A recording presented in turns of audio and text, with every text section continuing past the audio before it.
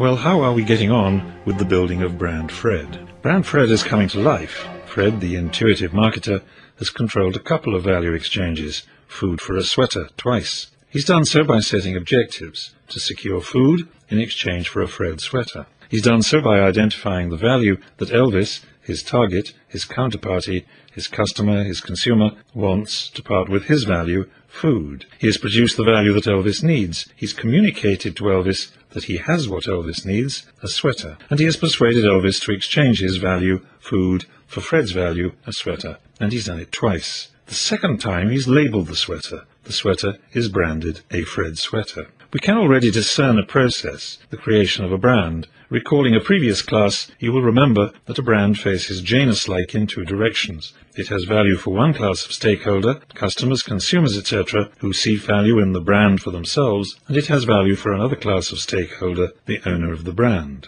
How does Brand Fred stack up on these counts? Brand Fred has some value to Elvis. He's the only customer so far for Fred sweaters, the product class in which Brand Fred plays. 2 Brand Fred sweaters have graced Elvis's torso, and he's pretty pleased with them. You might say that another sweater with a Brand Fred label will likely please Elvis. He's predisposed to swap food for a Fred sweater on a future occasion. Brand Fred, for this reason, already has some value to its owner, to Fred. The next sweater he knits and labels Brand Fred will be more likely to be seen as a value worth acquiring in any future exchange of values. But Brand Fred is very young indeed, a baby, an embryo even at this stage.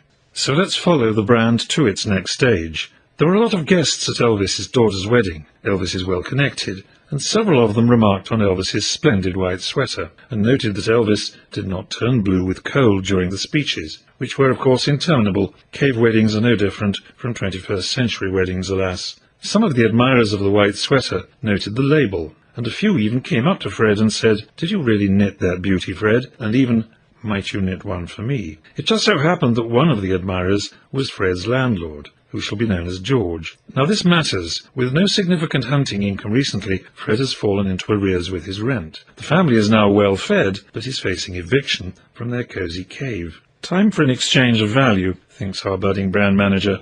A Brand Fred sweater for George in exchange for a year's rent. You can imagine the conversation. "I want a year rent-free in my cave, George. You want a sweater. What color is your favorite? I have your sweater. Let's exchange." The exchange is made. The landlord wears a Brand Fred sweater everywhere. The brand is now off and running.